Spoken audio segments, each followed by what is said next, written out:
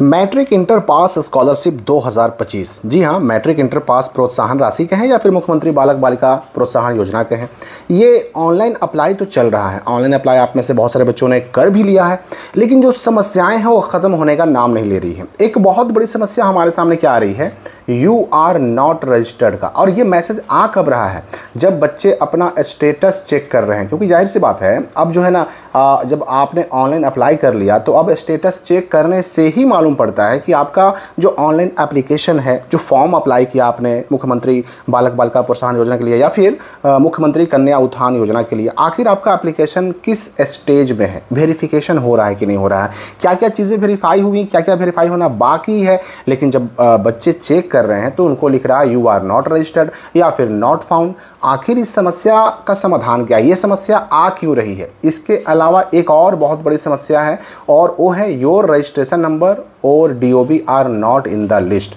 इसका समाधान क्या होगा? और सबसे बड़ा अगर हम बात करें ना, तो अप्लाई जिनका नहीं हुआ है उनका तो समस्या ये है, योर रजिस्ट्रेशन नंबर और DOB are not in the list. और जिनका अप्लाई ऑनलाइन अप्लाई हो चुका है उनका समस्या स्टेटस चेक करने में ये है। तो मुख्य रूप से हम इन्हीं दोनों बातों की चर्चा करेंगे इस वीडियो में कि ये आखिर आ क्यों रहा है।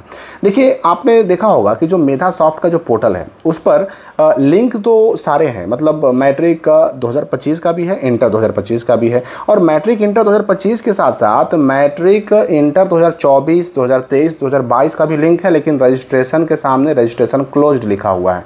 तो यहाँ पर मैं ये भी पहले स्पष्ट कर दूं कि 2024 वाले, 23 वाले और 22 वाले ये बच्चे तब तक अप्लाई नहीं कर सकते जब वो सारे लिंक जो है ना फिर से ओपन नहीं किए जाते। मतलब आप 2025 वाले लिंक से 24 वाले, जिन्होंने 24 में मैट्रिक इंटर पास किया, 23 में मैट्रिक इंटर पास किया या फिर 22 में पास किया, वो अप्लाई नहीं कर सकते। अब ये 22, 23, 24 वालों को मौका मिलेगा कि नहीं मिलेगा अप्लाई करने का, ये अभी कहना मुश्किल, क्योंकि पूरी तरह से विभाग पर, शिक्षा विभाग पर ये डिपेंड करता है। तो फिर ये 25 वालों को यू आर नॉट रजिस्टर्ड क्यों लिख रहा है, जब उन्होंने ऑनलाइन अप्लाई कर लिया, उनके पास प्रिंट आउट है, उनको जो है रजिस्ट्रेशन फॉर्म, रजिस्ट्रेशन स्लिप मिल चुका है। तो देखिए, इसका एक बड़ा कारण है, आप अगर 24, 23, 22 का अगर लिंक खोल कर देखिएगा तो आपको एक स्पष्ट लिंक वहां पर मिल जाएगा एप्लीकेशन स्टेटस चेक करने का, व्यू एप्लीकेशन स्टेटस। लेकिन जब 2025 का लिंक खोल कर देखिएगा ना, तो 2025 वाले मेन लिंक में कहीं पर ऐसा व्यू एप्लीकेशन स्टेटस का जो ऑप्शन है आपको नहीं मिलेगा।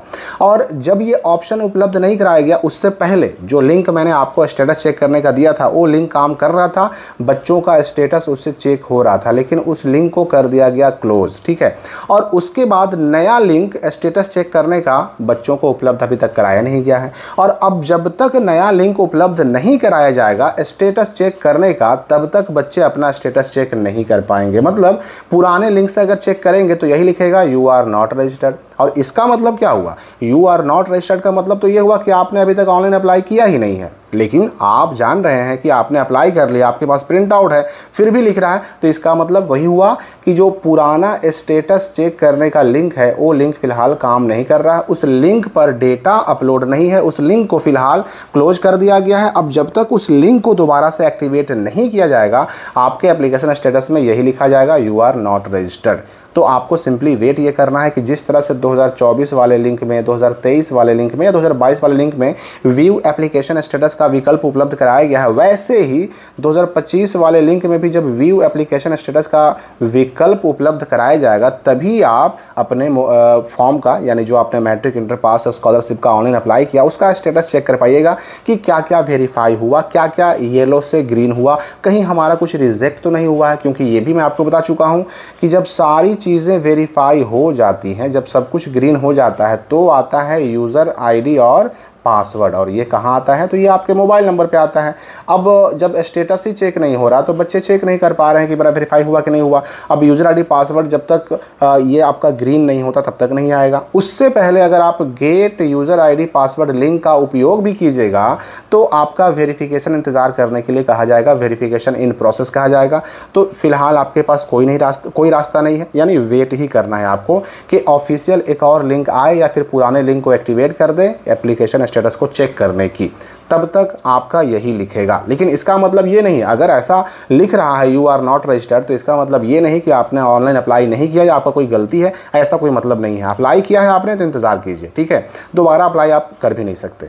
अब एक जो और समस्या हमारे सामने आ रही थी, योर रजिस्ट्रेशन नंबर और DOB are not in the list. देखिए, ये मैंने आपको पहले ही कहा था कि जो BACB है, बिहार बोर्ड क्या करता है ना कि जो एलिजिबल स्टूडेंट होते हैं जिनको स्कॉलरशिप मिलना चाहिए, वो पूरा डेटा भेजता है किसको, तो एजुकेशन डिपार्टमेंट को, और एजुकेशन डिपार्टमेंट उस डेटा को अपलोड करता है मेधा सॉफ्ट के पोर्टल पर, यानी वही पोर्टल पर जिस पोर्टल से आप ऑनलाइन अप्लाई कर रहे हैं। अब इसमें देखिए, जिन बच्चों का डेटा अपलोड नहीं है उन बच्चों का ही लिखता है योर रजिस्ट्रेशन नंबर और DOB are not in the list. अगर ये लिख रहा है मतलब आपका डेटा बिहार बोर्ड से, बिहार के जो शिक्षा विभाग है उसको मिला ही नहीं, और जब शिक्षा विभाग को मिला नहीं तो उसने अपलोड भी नहीं किया और इसलिए आपका नाम लिस्ट में नहीं दिखा रहा है। या फिर ये भी आपको याद रखना होगा कि अगर अभी ये लिख रहा है तो ऐसा नहीं कि बाद में भी यही लिखेगा, आप थोड़ा सा वेट करें। हो सकता है बिहार बोर्ड और छूटे हुए बच्चों का जो रजिस्ट्रेशन डिटेल है या उनका डेटा है बिहार बोर्ड की तरफ से एजुकेशन डिपार्टमेंट को मिल जाए और एजुकेशन डिपार्टमेंट फिर उसको अपलोड कर दे। इससे क्या होगा कि जिनका ये नॉट इन द लिस्ट का मैसेज आ रहा है उनको हो सकता है कि उस वक्त अप्लाई करने का मौका मिले, लेकिन इसके लिए वेट करने के अलावा कोई रास्ता फिलहाल आपके पास नहीं है। तो एप्लीकेशन स्टेटस हो चाहे नॉट इन द लिस्ट हो, दोनों चीज़ें ये मेधा सॉफ्ट के पोर्टल की तरफ से ही है। मतलब वो विकल्प, ये जो पुराना स्टेटस चेक करने का लिंक है, अगर वो एक्टिवेट तब तक नहीं होता है तब तक आपको वेट करना होगा, और तब तक एप्लीकेशन स्टेटस को फिर भी चेक करते रहना है कि अभी भी वही लिख रहा है या लिंक ने काम करना शुरू कर दिया। स्टेटस को चेक करते रहना है, नज़र बना के रखना है उस पर। तो इस वीडियो के लिए फ़िलहाल इतना ही। और भी जो इस बारे में नए नए सवाल हमारे पास आ रहे हैं, नई नई समस्याएँ आ रही हैं, उन समस्याओं पर मैं लगातार वीडियो बना करके आपको सारी समस्याओं का समाधान देता रहूँगा। इस वीडियो के लिए फ़िलहाल इतना ही, मिलेंगे अगली वीडियो में नए अपडेट के साथ।